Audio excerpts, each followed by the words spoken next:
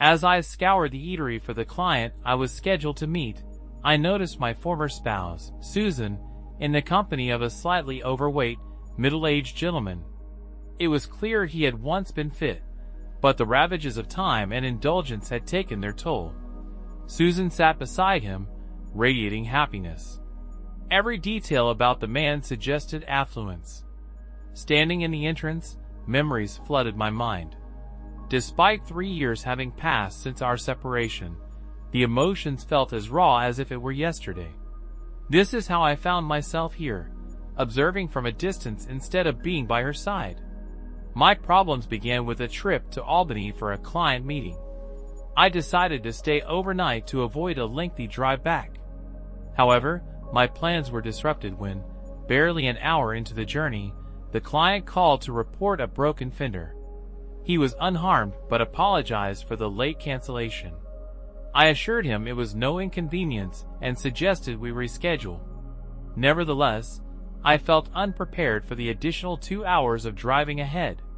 I promised to do my best and planned to return home for a surprise romantic dinner with my beloved wife.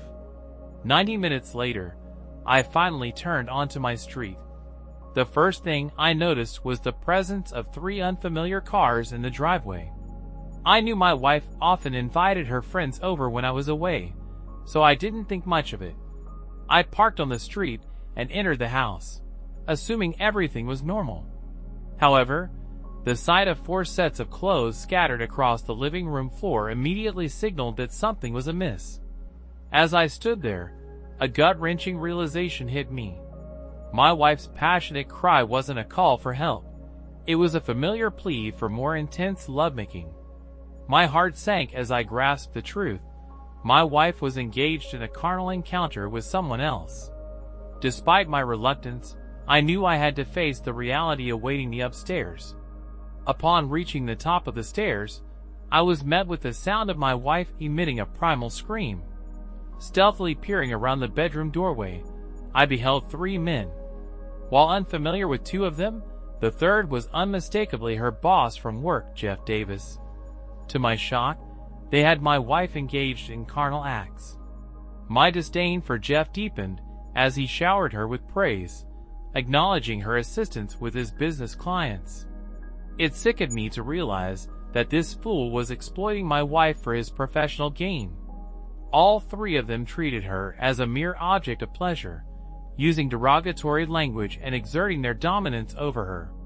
Witnessing her behavior, so alien to the woman I knew during our 10 years of marriage, I couldn't help but agree with Jeff's choice of derogatory label for her.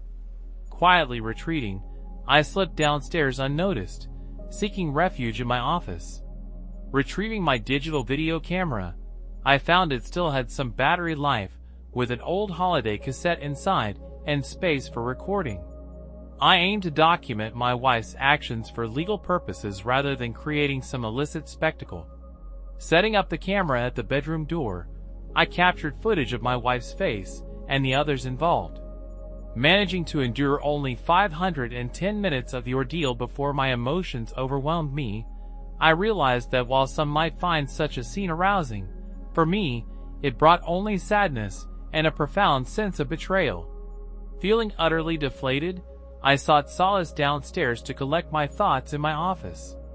I retrieved my weapon from the safe, removing the safety as a precaution. Though not inclined toward violence, I couldn't shake the urge to assert myself if things escalated. Venturing into the living room, I confiscated the car keys and wallets from the discarded pants strewn across the floor. Deflating the tires of all vehicles parked outside, including Sue's car, I returned indoors. A sinister grin crossed my face as I concocted a plan, confident it would succeed. If Sue took her cell phone, spotting it on the bedside table during my recording, I readied my camera, positioned myself discreetly behind the stairs, and dialed her number. After several unanswered attempts, she finally picked up. The silence in the house indicated she had warned the others to remain quiet. "Hey Bobby, how's Albany?"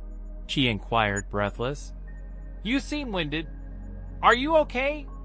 I pretended concern in my voice. "Yes, Had to hurry upstairs for my phone call, she replied swiftly, composing herself. My client canceled, so I'll be home shortly. Interested in dinner? I asked calmly, though internally I felt more agitated than ever. Heading home now, she asked anxiously. Sounds good. Just need to get ready, babe. See you, she hurriedly replied before ending the call abruptly, leaving me with a knowing smile. Aware of what was about to unfold in just a minute, as anticipated, for completely undressed individuals began descending the stairs into the living room. The men swiftly dressed, and Sue also hurriedly tidied herself as they all rushed out. Sue slipped on shoes and a jacket, glancing outside, hoping they'd depart before she did. Had she been less excited, she might have noticed my car parked on the street. The men all started shouting at her simultaneously, prompting Sue to step onto the porch to listen. At that precise moment, I slammed the front door shut and locked it behind her. My wife caught a glimpse of my face as I closed the door, attempting to communicate through the side window with a pleading tone in her voice. The time for discussion was over. The other men returned to my porch, banging on the front door, indicating they wanted their belongings. Realizing their intentions, I dialed emergency services, reporting an attempted break-in. The dispatcher informed me that a neighbor had already called, providing my name and address. I awaited police assistance, which arrived promptly, just 2 minutes later. After the police interrogated my wife, I approached the 2 officers at the scene and informed them that my wife had been mistreated by the men present, demanding their arrest. This caused immediate reactions from the men, who began shouting that they were invited and she consented, denying any maltreatment allegations. Everyone, including myself, turned to Sue, waiting for her response. She avoided eye contact and admitted in a subdued voice filled with shame that she had invited the men into the house and engaged in closeness activity with them, acting of her own volition. The men seemed relieved to avoid maltreatment charges. Shortly after, 2 more police cars arrived, and they recorded everyone's names for their report. The senior officer then addressed me, suggesting that since my wife invited these men, and they were all over 18 years old, there was little legal recourse. He recommended counseling or similar assistance, delivering the remark with a disdainful glare towards my wife.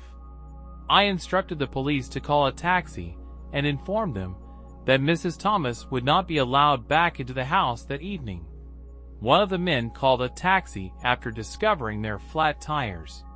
They also attempted to accuse me of stealing their belongings, but I refuted their claims to the police. Turning, I walked back to the porch where Sue remained with them until the taxi arrived. I stood on the porch, my eyes flashing with anger. Despite my fury, my wife bravely approached me, unaware of my rage and the firearm on my person. She may have fled had she known. Bobby, I'm deeply sorry. She attempted to speak, but I swiftly interrupted. You've shattered my heart, and I'll never forgive you. Jeff called you a strumpet, and honestly, I think it's fitting. Henceforth, I'll refer to you as such and won't use your real name again. If you ever need to communicate with me, do so through Tad. With those final words, I retreated into the house, locking the door behind me, leaving her standing there. She hurried back to the group in tears, and Jeff moved to console her. She rebuffed his embrace, which oddly brought me some solace. However, my fleeting satisfaction soon waned. Upon returning to my bedroom, the scent of lemon pervaded the air, further incensing me. I erupted in fury, ransacking the entire room. Hauling the mattress, I hurled it onto the front lawn. Retrieving my toolbox from the garage, I disassembled the bed, tossing its pieces outside along with the mattress. Returning to the bedroom, I seized Sue's cell phone from the floor, scrolling through her contacts and messages. Predictably, I discovered repugnant emails, photos, and even videos of unfamiliar men engaging in carnal acts with her. Examining the images, it was evident she was acquainted with them. I chuckled bitterly at my former attentiveness to her, realizing those days were long gone. I carted all the boxes from our bedroom downstairs, depositing their contents in separate piles on the front lawn. Proceeding to purge her belongings from the guest room, I encountered an unexpected revelation. Moving each dresser drawer outside as I had done with the bedroom items, I encountered resistance with the last bottom drawer. Fueled by anger, I forcefully yanked it, hearing a telltale crack. With a bit of force, the drawer finally opened, revealing the source of the obstruction: 7 or 8 DVDs hidden beneath. I accidentally cracked one of the plastic cases, but fortunately, the disc remained intact. My heart sank once more as I examined the discs. I didn't think I could feel any worse, yet I did. Descending the stairs, I scrutinized the titles on the discs, which only intensified my distress. Arriving in the living room, I arranged everything on shelves for closer inspection. The first disc depicted Sue with her close friend Sarah at Sarah's residence. Sue often assisted at Sarah's gatherings in Avon, typically held on Tuesdays and Thursdays. It seemed they engaged in closeness activities with various individuals at her house. As I watched the footage over several hours, tears welled up, halting only at the sight of the final 2 discs. The first showcased Sue with her tennis instructor, a service I funded. She attended lessons every Saturday, returning too fatigued for closeness later in the evening, which now became clear. The second disc revealed Sue engaging in closeness encounters at her workplace, specifically in the boardroom with Jeff, her boss, and Jeff's superior, Bill Evans.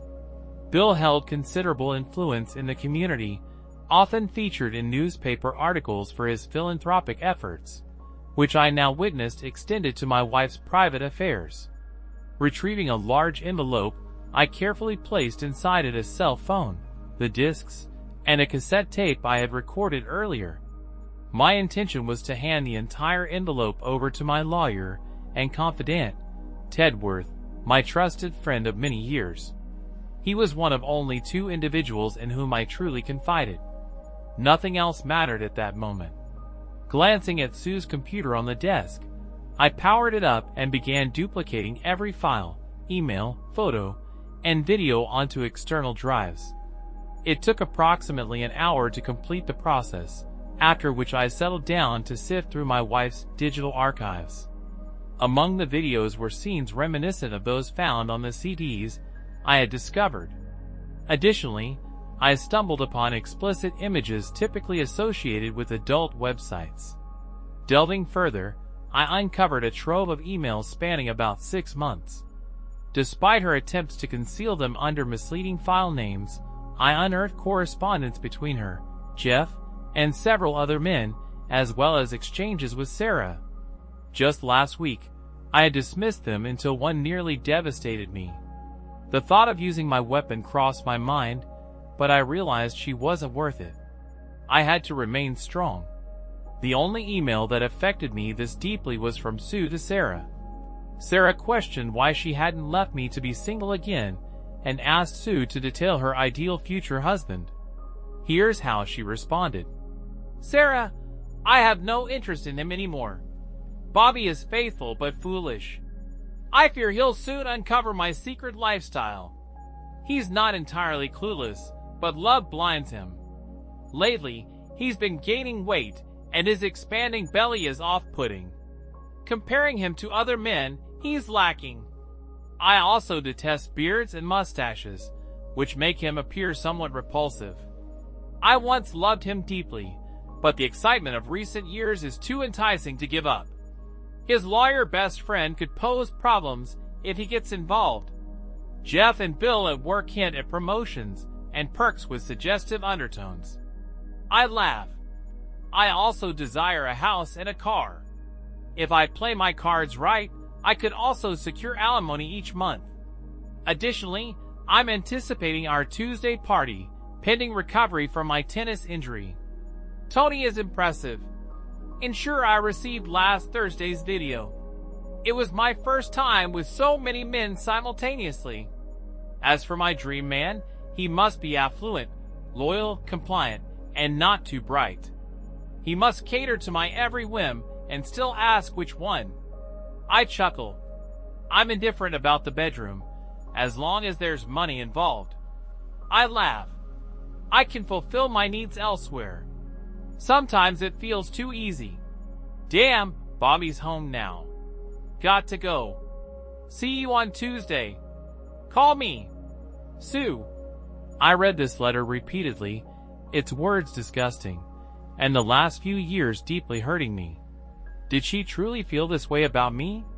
Was my love so blind that she cheated on me for over 2 years? Afterward, I retired to bed and fell asleep on the sofa. The next morning, plagued by restless sleep, I called in sick to work. I reached out to my close friend and lawyer, Ted Worth. Mary, Ted's secretary, answered the phone. I'd known her almost as long as Ted. I urgently requested a meeting, but she informed me he'd be tied up in court all day. Mary, inform Ted that I need to meet him in his office in an hour. If he starts bothering you with nonsense, bring up Tammy Brown's name. That'll grab his attention. See you in an hour, I said before ending the call promptly. I began getting dressed when my phone rang. Reluctant to speak with Sue, I checked the caller ID. It was an unknown number, so I answered, suspecting it might be Ted returning my call. Hello, Mr. Thomas. This is Bill Evans from Susan's office. If possible, I'd like to discuss the events from last evening at your house. Could we meet today in my office to clarify the situation for all involved? Unsure if he was aware of the video footage of him with my wife at his workplace, I knew he was concerned about retaining Jeff Davis's key clients. My wife and Jeff were valuable assets to him, and he likely didn't want to lose them. Additionally, he was surely worried about negative publicity for his company and himself personally. Mr. Evans, I have an important meeting this morning, but I'll call you back on this number before noon to arrange something for today, I assured him calmly. I conveyed it as though he was reasoning with me. He was in for a surprise.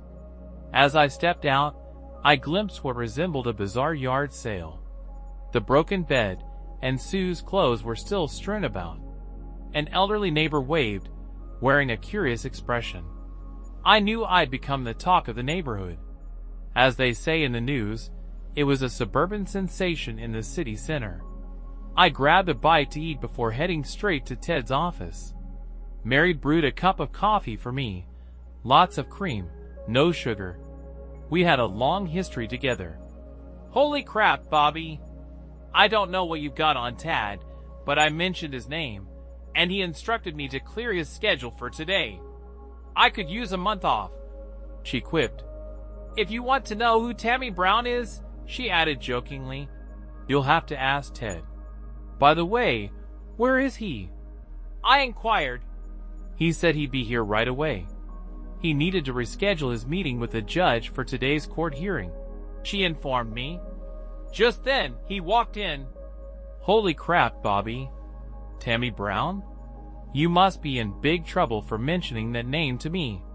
Come into the office and let's talk, he said, beckoning me.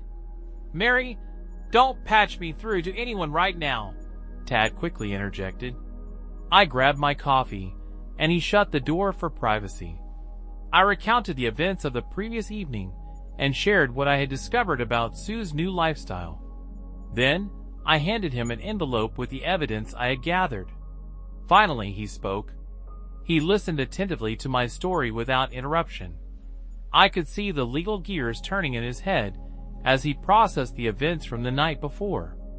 I also informed him about Bill Evans's request for a meeting today. Well, Bobby, as they say, let's prioritize. I've known you for a long time, and I understand you're devastated. Is there any chance for reconciliation with Sue? He inquired. Ted, if it were Katie, your wife, and you found those videos and emails, you'd leave her in an instant. I want a divorce, but I also want to inflict some serious damage. I'm not going to quietly accept this betrayal, I confessed. Okay, first, we'll sue Tony and the tennis club. Sarah is off the table as she's just a friend. Sue's workplace, however, is a different story. Secondly, we'll sue the 2 clients and their companies who were at your house. We'll also go after Jeff Davis, Bill Evans, and their associates, he warned. Things might get worse before they get better, Ted cautioned me. But I don't care. Even if I have to resort to physical confrontation, I'm going to make these people pay for what they've done through Sue, I asserted with anger in my voice. All right, Bobby, recap what Bill Evans wanted, and we'll proceed from there, Ted informed me. We explored several options, and I favored the final one. A direct attack on Sue's workplace seemed most fitting. I had leverage with video evidence of Davis, Evans, and Sue in their boardroom. Ted explained, noting that as Sue's superiors, they influenced her position. It could also result in serious legal repercussions. I like the sound of it, I remarked firmly. Ted also hinted that once Bill Evans realized what evidence we had, his stance would change, likely resulting in a settlement offer. If it's less than $2 million, he can forget it, I remarked firmly. I'll tell you what, Ted, make it $2.5 million. I've seen your legal bills before, I joked. Come over tonight at 7 p.m. Katie will whip up a fantastic dinner for us. You could use a break from home, I insisted. I promptly scheduled an appointment with Bill Evans for 2 p.m. the following day. Mary, they're calling you online. Line 1, she informed him. Mary, I told you no calls, he snapped, visibly agitated. Sorry, Ted, but this is Susan. She wants to talk to you, and I thought you might want to answer, Mary persisted. Sorry, Mary, it's going to be a long day, and it's just getting started. Does she know Bobby is here? He inquired. Not that I know, Ted replied. Tell her I'll talk to her in a minute, he said more calmly, as Mary promptly exited to the reception area. Well, I bet she's already discovered that her cell phone, computer, and all her DVDs are missing. I bet she was furious that I dumped all her belongings on the front lawn along with our bed, I informed him. Wow, you really had a busy evening. Let me handle this conversation, and please refrain from intervening as your lawyer. I need to clarify a few things right now, he indicated to me, connecting the call. I started to overhear a one-sided conversation, but I could almost discern what she was saying to Tad without hearing her words. Hi, Susan. This is Ted. Yes, I already spoke to him. Bobby is a stand-up guy and my friend. I thought you of all people would have his back instead of betraying him. No excuses, Sue. I'm not in the mood. Yes, I'll represent him. He has strong arguments. You know this won't be pleasant, right? I'll talk to him, but you've shattered a man who was always faithful and deeply loved you. I doubt he cares about your opinion. My advice is to get yourself a good lawyer. You'll need one. Yes, Bill Evans scheduled an appointment for 2 p.m., though I don't think you should attend. Listen to me, Sue. If you even attempt to eavesdrop outside the office door, I'll advise Bobby to leave, and things will escalate. It's better to wait and keep yourself composed today. I know he'd put your belongings out on the lawn, but just as you can invite strangers into your bed, he can remove your possessions from the house. Frankly, I'm surprised he didn't resort to violence last night. Yes, he was armed, but for self-defense purposes. Remember, he believed you were in danger of assault. It's in the police report. I can't say for certain, but if it were my Katie, I'd likely be in custody right now. I think he acted out of anger, given the circumstances regarding your computer, cell phone, and any other missing items. You'll need to speak to the co-owner of the house. Perhaps he left them on the lawn along with your clothes, and someone took them. I've handled all the escrow paperwork for the house, and you both have equal rights. How you exercise these rights is up to each of you, Ted responded. He then told Sue not to push it and expressed his temptation to punch her in the nose. He instructed her to stay with Sarah and promised to be in touch, asking her lawyer to contact him once they've retained one. Tears wouldn't sway Ted now, as he was not only Bobby's legal counsel but also his friend. He stated that her tears wouldn't move him, and that he could be ruthless when necessary, which seemed to be one of those times. He expressed regret that she would witness a side of him only his enemies see and warned her that she wouldn't like it. Ted concluded by instructing Sue to keep her distance from Bobby and remain in her office for the time being, as he wanted nothing to do with her. Glancing up at me, Ted asked if I caught most of that conversation, his tone tinged with sadness. I confessed to my friend that I did catch most of it, expressing my wish to confront her face to face and express my true feelings. However, I admitted that I didn't think I could bear the pain of seeing her again, at least not yet. I have a couple of requests for you, Bobby, he said, his demeanor shifting instantly to one of positivity and optimism.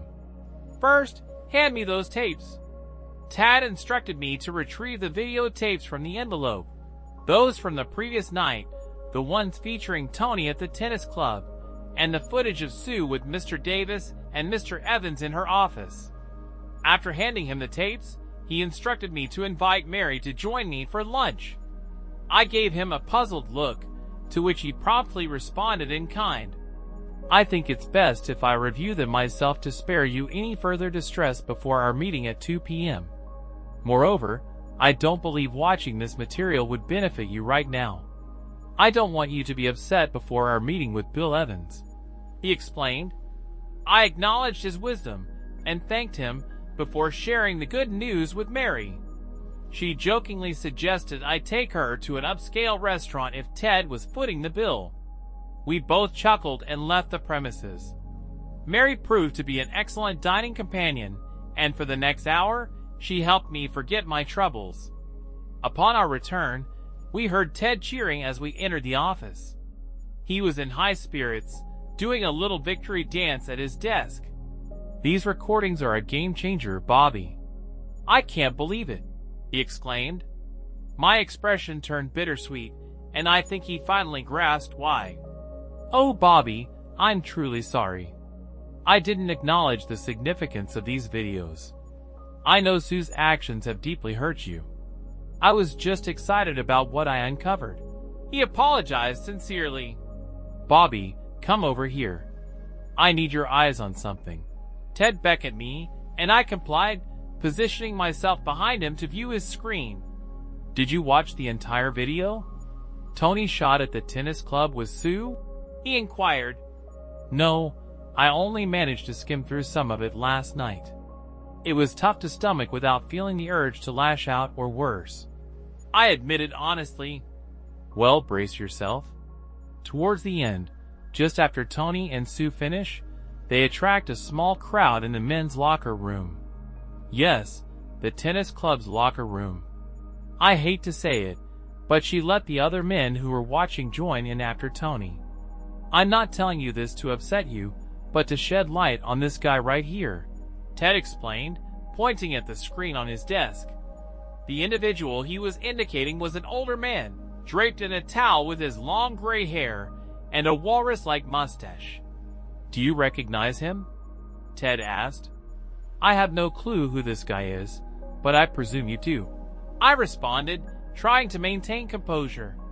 Bobby, this is ammunition for our meeting today at the tennis club at 16 Nasi. He informed me, his excitement palpable as he explained his strategy. I grinned when I heard his plan.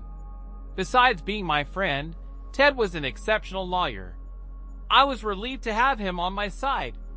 This time, we departed his office for downtown, armed with a portable DVD player, some printed photographs, and legal envelopes. Upon arrival at Sue's building, we proceeded to Bill Evans's office on the top floor, with Sue's office located one floor below. After waiting in the reception area, we were eventually ushered into Mr. Evans's lavishly furnished office. Just before entering, I sensed someone observing me from the hallway. I glanced in that direction and caught a glimpse of the woman before she vanished around the corner. Guess who? I thought to myself, relieved I wouldn't have to confront her today. We stepped into Bill's office, adorned with opulent furniture and adorned with plaques, awards, and photos of him with various notable figures. The thought crossed my mind, had he ever brought Sue here? At that moment, my disdain for Mr. Evans intensified more than ever. I introduced Ted and took the lead in the conversation. Hello, Mr. Evans. This is my friend Ted Worth, and he'll be joining us for the meeting you scheduled today, I informed Bill as we exchanged handshakes. Mr. Thomas, Bob, I thought this was meant to be a private meeting between you and me, Mr. Evans inquired. Well, I decided to bring Ted along. Anything you have to say to me, you can say to him as well, I stated firmly, without opening it up for discussion. He accepted Ted's presence and directed his remarks solely at me, disregarding Ted. This brought a smile to Ted's face. I anticipated what was coming next, but I allowed Mr. Evans to speak first before we burst his bubble. Bob, may I call you Bob? Bill asked. Absolutely, no issues. In fact, I thought it might be beneficial to have Jeff Davis present at this meeting too. I'm not sure if it's feasible, but it concerns him as well, I informed Mr. Evans. After a brief pause, he pressed the intercom button. Julie, inform Jeff that I require his presence in my office immediately. Tell him to drop everything and come here right away. Understood. Jeff will be here shortly. In the meantime, I want to express my sincere apologies for the trouble caused by Jeff and Sue in your life. I know last night must have been awful, but if we collaborate, we might be able to find a solution beneficial to all parties, Bill expressed optimistically. What exactly do you mean, Mr. Evans? I inquired, waiting for Jeff's arrival. I genuinely care for your wife, Sue, Bill began, but was interrupted by Jeff's entrance. He hesitated momentarily, appearing as though he might turn and leave, but Bill instructed him to take a seat. Reluctantly, Jeff complied, avoiding eye contact with me. Bob, I wanted to convey that I have great affection for Sue, almost like a daughter. He started to speak when Ted interjected. Are you implying you have a penchant for incest, Mr. Evans? Ted asked, catching him off guard. I chuckled to myself, understanding the intent behind Ted's remark. What? What are you suggesting? Do I have a fondness for incest? What on earth does that mean? He retorted with indignation. Well, allow me to illustrate. As they say, a picture is worth 1,000 words, Ted stated, placing the DVD player on Bill's desk. These are screenshots from the video you're about to watch. He handed them to Jeff, not Bill. Jeff's eyes widened, and he passed them slowly to Bill. The images depicted Bill and Jeff both involved with my wife, leaving no room for doubt about their identities or actions. I even suspected Bill recognized his own boardroom table where he and Sue had engaged in their activities. Jeff, are you seriously telling me that you were foolish enough to record this on video and distribute copies? Bill queried, nearly speechless. It was evident that Jeff was currently unable to provide a response and appeared completely dumbfounded. Well, Mr. Evans, here's how it's going to unfold. Oh, and just to clarify, I'm Bobby's attorney as well as his friend, so let me outline what we expect and how we expect you to address it, Tad informed the shocked audience, thoroughly relishing the moment. Firstly, Sue retains her position without question. Bobby believes she'll require employment, and she seems to fit in quite well with everyone here. He directed this statement to Bill, accompanied by a subtle wink. Secondly, Mr. Davis is no longer part of the equation here. Sue stays, and he exits, Tad declared to Bill, gesturing towards the flabbergasted Jeff. Thirdly, we expect you to present us with a monetary offer that respects our intelligence. We'll entertain your initial proposal and provide a yes or no response within 5 business days. We anticipate taking legal action within 2 months, possibly sooner if necessary." Before they could interject, Tad initiated the video playback, swiveling the screen for Bill's viewing. It depicted both men engaging in carnal acts, with my wife repetitively in their boardroom. Jeff didn't need to watch, given his involvement in the video recording. Bill simply observed, his mouth agape. I could sense his mind working overtime, contemplating how to salvage his business, reputation, family life, and, most importantly, finances. I knew action would be imminent. "Jeff, after these gentlemen depart today, we'll need to have a serious discussion about your future employment here. I'll consult with my legal counsel to negotiate a settlement that satisfies you to some extent. You both comprehend the potential repercussions for our business if this information were to surface prematurely." Bill mused aloud. "Don't fret, Mr. Evans. We'll maintain your confidentiality until we receive a serious proposal from you. However, I wouldn't rush to terminate Mr. Davis's employment just yet. He may possess additional copies of the video, providing him with leverage if we fail to act. You and Mr. Davis can address this matter independently. Oh, and just so you're aware, both of you could face legal consequences for engaging in relations with an employee, directly impacting your employment status and prospects." Tad cautioned them as we both rose to depart. Tad reclaimed the DVD player and the photographs we had brought along. We exited just as Bill and Jeff seemed poised for a private discussion. I approached Tad with a query, but he gestured for silence until we were outside. I hadn't noticed my wife lurking around the corner, attempting to eavesdrop on our conversation, but Tad had. The last thing I heard was Mr. Evans barking into Julie's intercom. "Get Sue Thomas here immediately." I grinned, anticipating an intriguing encounter. Bill would soon discover that I had discovered his DVD in our home. Once outside, I inquired why he had given Jeff an escape route by suggesting he use his own videotape against Bill. "Divide and conquer, as they say," Ted explained. "It's better if they don't act as a united front, but rather each for themselves. That way, if Bill makes a half-hearted offer to us, we can play them against each other." Tad also noted wisely. Jeff and Bill have families and attend church, despite their behavior depicted in the videotapes. They're not keen on rocking the familial boat at present. As I departed the building, I realized it would now be remembered as the site where my wife betrayed me rather than the esteemed workplace she once inhabited. It saddened me to think about it. Ted's words snapped me back to reality. "All right, let's grab a beer before our next rendezvous at the tennis club at 4 p.m. We could both use a drink right now, and there's something I need to discuss with you, though I'm not quite sure how yet," Ted mentioned as we drove across town toward the tennis club. We stopped at a quaint bar restaurant adjacent to the tennis club. Ted ordered 2 beers and began speaking to me. "Bobby, I believe Bill Evans will extend an offer, but likely for just under $1 million. I'm familiar with his legal team from another case, and they're quite adept. He's also a realist. I'll call him tomorrow and convey that a lowball offer won't bode well for his client's business or personal life. I'll propose around $3 million or suggest we abandon negotiations altogether," he disclosed further.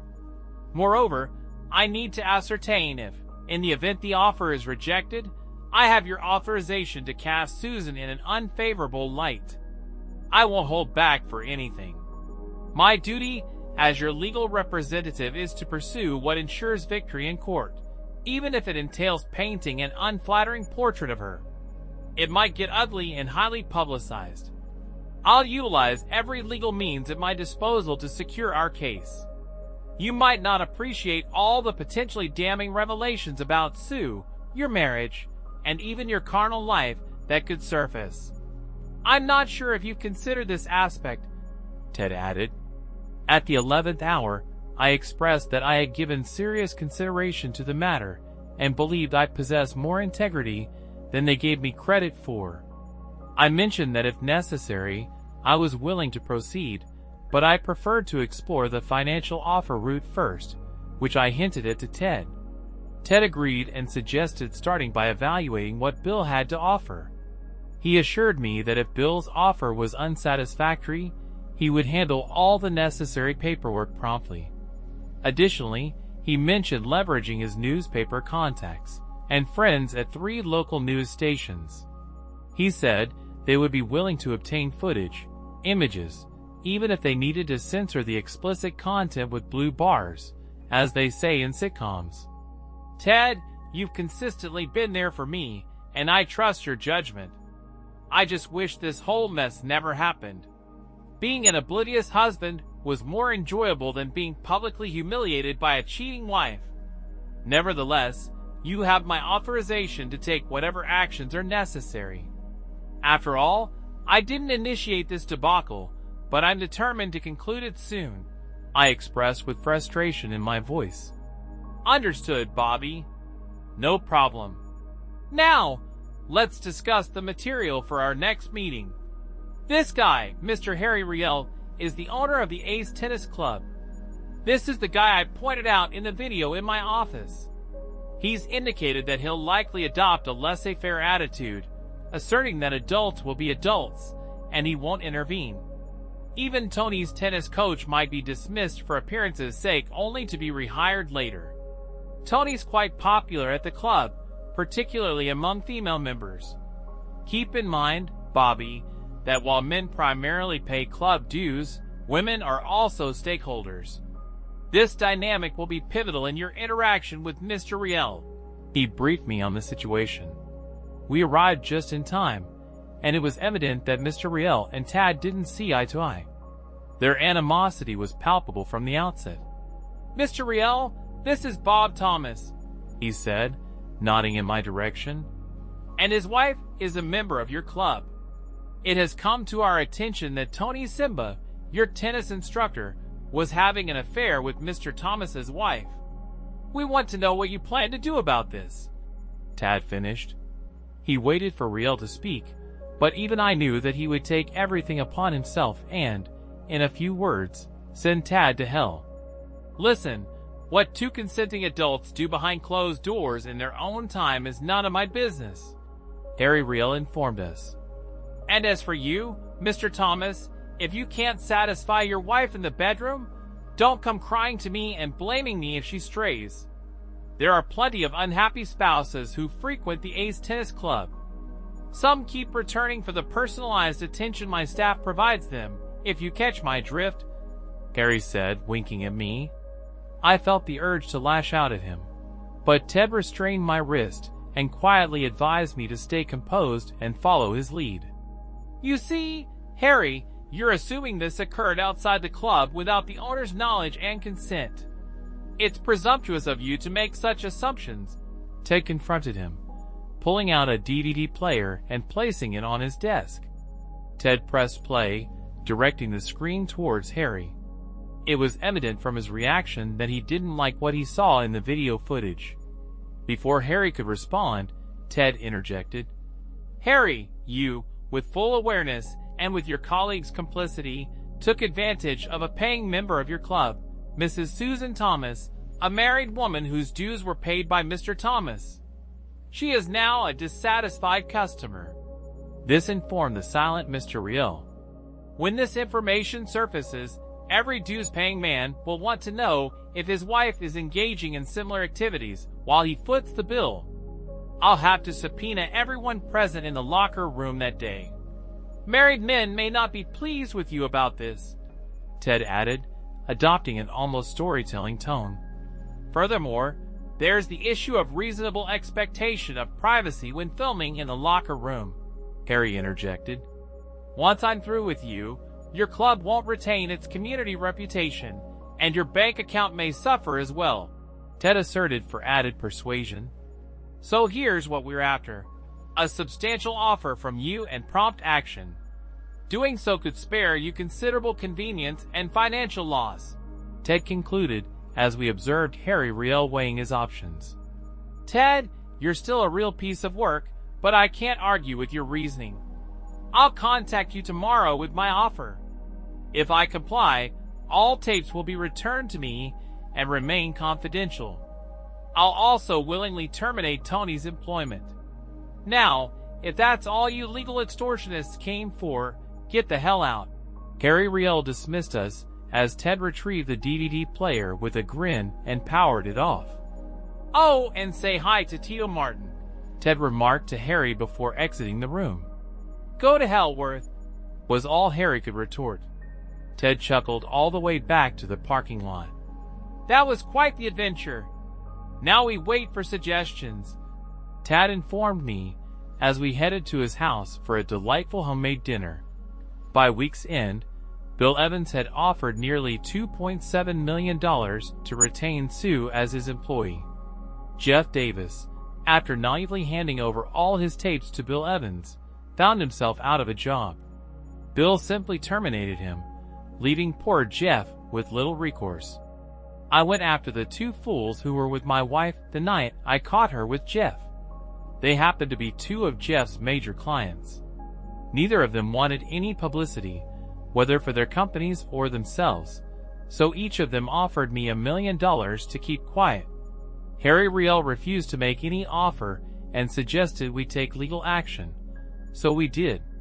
He ended up losing $3 million by the time we were done with him. His club suffered a mass exodus of members, and he was compelled to relinquish ownership. He likely thought he could evade consequences, but the judge wasn't impressed with the footage from the private locker rooms nor with the infidelity. I granted Sue a house and a car as she desired without having to pay a cent in child support. I only encountered her twice in court, both times greeting her as a strumpet, which brought her to tears. I often pondered why she cried now, but not before causing such turmoil in my life. I came into more money than I ever imagined, thanks to following Ted's advice. The pain still lingered, haunting me to this day. All the trials of that dreadful year rushed back in an instant. I hadn't realized anyone was addressing me until I snapped out of my flashback and heard the restaurant manager inquiring if everything was all right. Unsure how long I had stood there lost in thought, I shook my head to clear it and returned to the present. "Apologies, just reminiscing about an old issue. Once I saw the group I came to meet, thanks again," I explained to the manager, noticing the curious glance he gave, reminiscent of how people regard an elderly person lost in their thoughts. I made a beeline for my ex-wife's table. The surprise was evident on her face when last we were together. I was overweight with long hair and a beard, nursing an old knee injury from baseball. That was my excuse then, but truthfully, I had settled into a complacent life with her. Now, I sported a shorter haircut, was trimmed from regular workouts, and had my knee repaired, thanks to the money from Jeff and Bill's company. My suits were now upscale, and I made an effort to present well in public. I opted to speak up first. "You look fantastic today, Strumpet. Almost forgot how stunning you could be," I remarked, intentionally provoking a reaction. I knew exactly how to push her buttons. "My name is Susan, Bobby. Why can't you address me by my name?" she retorted, clearly irritated. "I didn't label you Strumpet. You know who did. I simply find it fitting. I warned you 3 years ago that you shattered my heart, and I'll always remember you by that title," I explained. As the man beside her began to object and rise from his seat, Sue urged him to remain calm. Tears welled up, smudging her makeup. Her boyfriend interjected, "Go freshen up, Sue, and fix your face. I'll handle this idiot for you."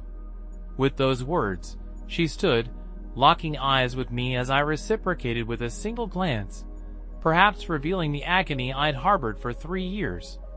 Her tears flowed harder, surprising me that she still harbored any sentiment toward me, or perhaps lingering guilt. Likely, it was a blend of both.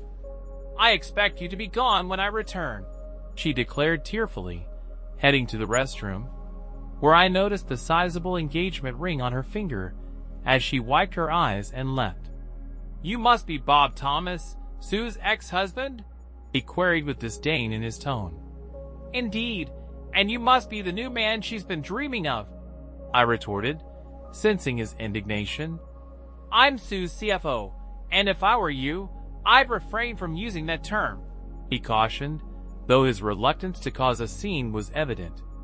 "I only sought to converse with you privately. I have 3 inquiries, then I'll vanish from your life forever," I informed him, noting his quizzical expression. "I've been in your shoes before, and I don't want anyone else to endure my fate. I suppose the strumpet painted me as a lousy husband, abusive, or neglectful, or a womanizer. I'm not here to salvage my reputation in your eyes. Honestly, I doubt it would serve any purpose. First off, does Sarah still host her Avon gatherings at her place on Tuesdays and Thursdays?" I inquired. "Sue assists Sarah with her decor sales on Mondays and Wednesdays." "It seems your memory is a bit faulty," he snapped back. "All right then. Does she still take tennis lessons on Saturdays?" I pressed. "Sue swings a racket on Sundays." "You seem to have a hazy recollection for someone married to her for so long," he remarked triumphantly. "All right, final question. Have you ever checked under the bottom drawer of the dresser in your living room?" I asked hurriedly. "No, why would I even do that?" he protested. "The 3 questions I posed to you are the reasons why we're no longer together. I still have all the leftover divorce paperwork in my office, legal documents, emails from Sarah and the other woman, and hours of videotapes. I've carried these with me for the past 3 years, so I thought you should have them," I explained, retrieving a worn and folded piece of paper from my wallet. "This is what the other woman wrote to Sarah when she inquired about how to get rid of me before I discovered her infidelity. After reading that letter, I realized I didn't know her at all and probably still don't. But it all revolves around you," I stated, handing him the paper. However, I knew Sue very well and understood her compulsive habits. She always followed the same routine meticulously, sometimes driving me crazy. I also had a feeling that even with a new man, she'd stick to her old ways. I elaborated. He seemed hesitant to accept the paper, but curiosity seemed to win out. He reached over and opened the email. "I've carried it for 3 years, occasionally rereading it and striving to better myself so that no woman would ever write such things about me again. Of all the evidence, that email hit me the hardest, which is why I've kept it with me. It's the same email I mentioned earlier in my story," I added. Peter read the letter slowly and set it down on the table. Quickly, he grabbed a pen, scribbled a note on it, and, to my surprise, abruptly left the restaurant. No glance back, no thanks, nothing. His expression remained impassive. I leaned over to see what he had written on the old email. "I'll return home shortly. Please wait here, and I'll call you in 15 minutes. I need to check under the bottom drawer of my living room dresser. Be right back. Peter." I sensed he'd seen the truth, even if he wasn't thrilled about it. Something told me I hit too close to home on all 3 matters. The email seemed to be the tipping point, and he needed to verify it himself. Leaving a note on Sue's table, I departed. There was no way I'd stay in that restaurant with anyone tonight. Back in the foyer, I phoned my client, who didn't mind rescheduling the meeting since they were running late anyway. Before leaving, I glanced once more at the table. Sue returned, searching for Peter. Sitting down, she noticed her old email and Peter's note below. Her face drained of color as she recognized the contents of her old email and Peter's message. The last time I saw my wife, she was sobbing so intensely that the entire restaurant turned to look. I felt a pang of pity, but at the same time, I was indifferent. That was the final encounter with her. I still wonder if Peter found something under the dresser drawer. Sue's tears indicated he might have.